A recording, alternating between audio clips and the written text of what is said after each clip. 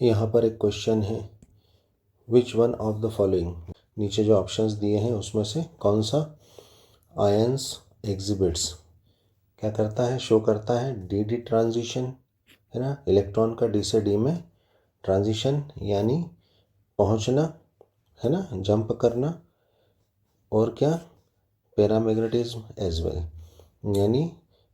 यानी नीचे जो चार ऑप्शन है इसमें से कौन सा जो आयन है, ठीक है ना, कौन सा आयन है जो क्या शो करता है डी ऑर्बिटल से डी ऑर्बिटल में ट्रांजिशन, और है ना, यानी संक्रमण, चले जाना, और पैरामैग्नेटिज्म। हम जानते हैं पैरामैग्नेटिज्म क्या होता है, अगर एक भी अनपेयर्ड इलेक्ट्रॉन है, ठीक है ना, इसके लास्ट शेल में अगर अनपेयर्ड इलेक्ट्रॉन्स हैं तो वो क्या करेगा, वो एटम, ठीक है ना, या वो आयन क्या करता है, पैरामैग्नेटिज्म शो करता है।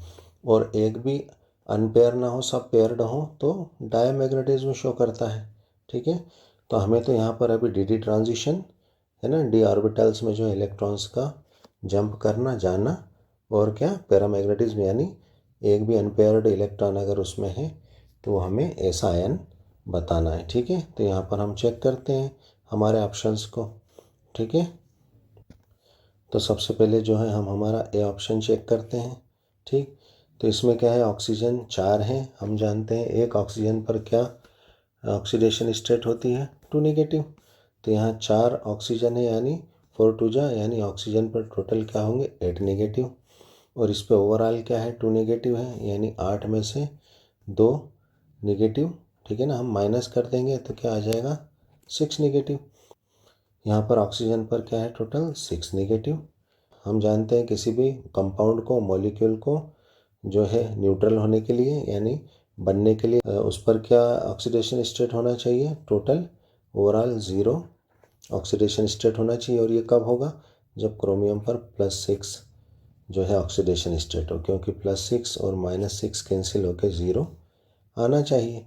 तो इसका मतलब क्रोमियम पर क्या है ऑक्सीडेशन स्टेट +6, क्योंकि इधर निगेटिव वाले पे क्या है -6। तो अब हम हमारे इस क्रोमियम आयन में चेक करेंगे कि ये जो है डी डी ट्रांजिशन और पैरामैग्नेटिज्म शो कर रहा है कि नहीं कर रहा है, ठीक है। तो हम हमारे जो है Cr+6 आयन में जो है चेक करेंगे इसको। तो क्रोमियम के अंदर कितने इलेक्ट्रॉन्स होते हैं हम जानते हैं, 24 इलेक्ट्रॉन्स होते हैं। तो इसका इलेक्ट्रॉनिक कॉन्फ़िगरेशन हम लिख लेंगे, ठीक है। तो यहाँ पर जो है, तो सबसे पहले जो है हम पूरे 24 इलेक्ट्रॉन के लिए इलेक्ट्रॉनिक कॉन्फ़िगरेशन लिख लेंगे, और फिर उसमें से +6 यानी 6 इलेक्ट्रॉन क्रोमियम से चले गए हैं वो हम निकाल के, और फिर हम ये चेक कर लेंगे, है ना, डी डी ट्रांजिशन और पैरामैग्नेटिज्म। तो यहाँ पर जो है हम क्रोमियम का पहले, है ना, 24 इलेक्ट्रॉन का इलेक्ट्रॉनिक कॉन्फ़िगरेशन लिख लेते हैं। तो क्या हो जाएगा इसका इलेक्ट्रॉनिक विन्यास, electronic configuration 1s2 2s2 2p6 3s2 3p6 4s2 और 3d4 ये होना चाहिए। लेकिन ऐसा होता नहीं है, इसमें ध्यान रखें, क्योंकि डी में क्या है 4 जो है इलेक्ट्रॉन्स हैं, डी में 5 ऑर्बिटल होते हैं, तो 1 2 3 और 4 एक खाली रह गया। हम जानते हैं सभी आधे भरे होने वाली कंडीशन क्या होती है, अगर सभी ऑर्बिटल्स हाफ फिल्ड हो तो ये कंडीशन क्या होती है, स्टेबल होती। तो यहाँ पर एक जो है ऑर्बिटल खाली रह गया। तो ध्यान रखें इसमें जो एक्सेप्शन होता है, अपवाद होता है, क्रोमियम में इलेक्ट्रॉन जो 4s में जाना चाहिए वो इलेक्ट्रॉन इसमें ना जाके ये इलेक्ट्रॉन किस में, डी में फिल हो जाता है, ये 5 हो जाता है, ठीक है ना। तो यहाँ पर इसका इलेक्ट्रॉनिक कॉन्फ़िगरेशन 4s1 3d5 होगा, ठीक है। तो यहाँ पर जो है 4s1 और 3d5 होगा। अब हम यहाँ पर चेक करते हैं क्रोमियम में कितने 6 इलेक्ट्रॉन्स यहाँ से गए हुए हैं, ठीक है ना, +6 से। तो हम 6 इलेक्ट्रॉन्स निकाल देते हैं। तो ये हमने पहले सबसे लास्ट शेल से एक इलेक्ट्रॉन निकाला +1, फिर एक एक करके डी में से पूरे निकाल दिए, है ना, 5 + 1 6, यानी ये सब शेल्स पूरे ख़त्म हो गए, खाली हो गए, ठीक है ना। अब क्या बचा 3p6। तो यहाँ पर डी ऑर्बिटल तो बचा ही नहीं, तो डी डी ट्रांजिशन हो नहीं सकता, ठीक है, क्योंकि डी डी इलेक्ट्रॉन तो ख़त्म हो गए पूरे। क्रोमियम में 6 इलेक्ट्रॉन निकलने के बाद जो है सभी इलेक्ट्रॉन्स पेयर होते हैं, इसलिए ये पैरामैग्नेटिज्म शो नहीं करता। तो हमारा यह जो है ऑप्शन रॉन्ग होगा। ठीक है, ए वाला। अब हम हमारा नेक्स्ट ऑप्शन बी वाला चेक करते हैं।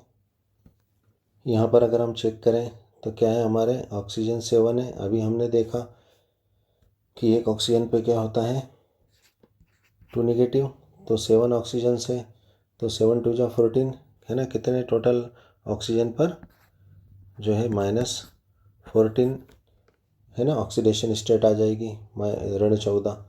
और ओवरऑल क्या है 2 नेगेटिव है। ठीक है, तो इसमें से 2 माइनस कर देते हैं हम, तो कितना आ जाएगा टोटल -12। तो हम जानते हैं कि किसी भी मॉलिक्यूल को कंपाउंड को बनने में क्या होना चाहिए, उसके ऊपर ओवरऑल 0 होना चाहिए। और ओवरऑल 0 कब होगा, जब इसके ऊपर कितना है -12, तो क्रोमियम के ऊपर यानी पॉजिटिव आयन के ऊपर भी क्या रहे +12, ताकि ये कैंसिल हो जाए। ठीक है ना, और 0 आ जाए। तो यहाँ पर जो है इस पर +12 होगा, तो एक क्रोमियम, तो 2 क्रोमियम का +12 है, तो एक क्रोमियम पर क्या होगा, तो एक क्रोमियम पर क्या होगा +6। ठीक है, तो यहाँ पर भी जो है क्रोमियम क्या आ रहा है +6, यानी यही सेम कंडीशन बैठ रही है। ठीक है, तो हमारा यह ऑप्शन भी जो है रॉन्ग होगा। ठीक है ना, अब हम हमारा सी ऑप्शन चेक करते हैं। तो यहाँ पर अगर हम सी में देखें तो ऑक्सीजन अब हम डायरेक्ट कर लेते हैं 4 2 जा 8। ठीक है ना, जो है -8, और एक इलेक्ट्रॉन जो है ओवरऑल है इसमें से माइनस कर दो। ठीक है ना, तो क्या हो जाएंगे ये 7। ठीक है, तो यहाँ पर इसका मतलब ऑक्सीजन के ऊपर क्या ऑक्सीडेशन स्टेट है -7। ठीक है ना, ऑक्सीजन पर जो है ऑक्सीडेशन स्टेट -7 है। फिर वही वाली बात कि किसी भी मॉलिक्यूल और कंपाउंड को बनने के लिए ओवरऑल उस पर 0 होना चाहिए, तो ऑक्सीजन पे -7 है, तो ये बचे मैग्नीज पर क्या होगा +7, ताकि टोटल 0 यानी न्यूट्रल हो सके। है ना, न्यूट्रल होता है तभी बनता है, हम जानते हैं कोई भी मॉलिक्यूल कंपाउंड। तो इसका मतलब मैग्नीज पर क्या है +7 ऑक्सीडेशन स्टेट है। इसका इलेक्ट्रॉनिक कॉन्फ़िगरेशन हम लिख लेते हैं। ठीक है, तो हमारा जो है मैग्नीज +7, तो सबसे पहले हम मैग्नीज की जो है न्यूट्रल कंडीशन वाली इलेक्ट्रॉनिक कॉन्फ़िगरेशन हम लिख लेते हैं। मैग्नीज के पास कितने इलेक्ट्रॉन होते हैं 25।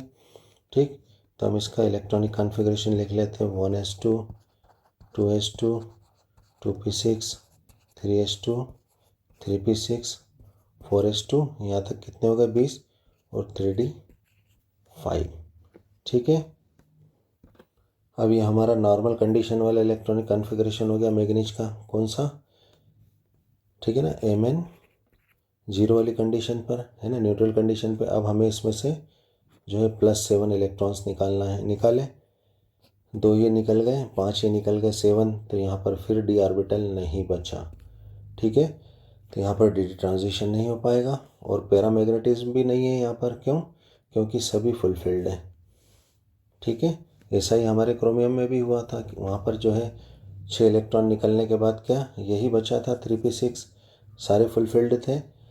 तो क्या होता है डायमैग्नेटिक होता है, पैरामैग्नेटिक नहीं होता। ठीक है ना, डायमैग्नेटिक यानी एक भी इलेक्ट्रॉन अनपेयर न रहे। ठीक है, तो हमारे इस क्रोमियम में भी जो है सारे पेयर्ड थे, इस क्रोमियम में भी सब पेयर्ड थे। ठीक है, और यहाँ पे भी सब पेयर्ड हैं, यानी इसमें डी ट्रांजिशन डी इलेक्ट्रॉन्स भी नहीं बचे, और जो है पैरामैग्नेटिज्म भी नहीं है, क्या है डायमैग्नेटिज्म है। ठीक है, अब हम हमारा डी जो है ऑप्शन चेक करते हैं।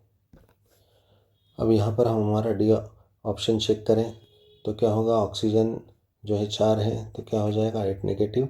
अब ओवरऑल 2 नेगेटिव है, तो इसमें से 2 माइनस कर लो, तो कितना हो जाएगा, कितना हो जाएगा -6, यानी ऑक्सीजन के ऊपर कितना -6 आ रहा है। ठीक है, ऑक्सीजन के ऊपर कितना आ रहा है -6। इस मॉलिक्यूल को बनने के लिए क्या होना चाहिए, Mn के ऊपर +6 होगा, तभी ये न्यूट्रल हो पाएगा। ठीक है ना, ओवरऑल 0 होना चाहिए। +6 ऑक्सीडेशन स्टेट है मैग्नीज की। तो यहाँ पर हम इसका इलेक्ट्रॉनिक कॉन्फ़िगरेशन चेक कर लेते हैं। तो यहाँ पर कितना है मैग्नीज +6। ठीक है, तो हम हमारी मैग्नीज की 25 इलेक्ट्रॉन होते हैं, नॉर्मल कंडीशन का इलेक्ट्रॉनिक कॉन्फ़िगरेशन लिख लेते हैं। ठीक है, 1s2 2s2 2p6 3s2 3p6 4s2 3d5। ठीक है, तो यहाँ पर अगर हम देखें तो क्या है, यहाँ पर जो है +6 यानी 6 इलेक्ट्रॉन निकल रहे हैं, तो एक यहाँ से निकाल दो तो यहाँ एक रह जाएगा। तो जो है यहाँ पे कितने 6 इलेक्ट्रॉन निकल रहे हैं, तो 2 तो यहाँ से चले जाएंगे। ठीक है ना, ये जो है 2 निकल जाएंगे और यहाँ से कितने, अब हमको कितने +6 6 निकालना है, तो 2 तो यहाँ से निकल गए और 4 यहाँ से निकाल दो, तो यहाँ कितना बचेगा, 1 इलेक्ट्रॉन बचेगा, है ना। डी में क्या बचेगा, 1 इलेक्ट्रॉन बचेगा।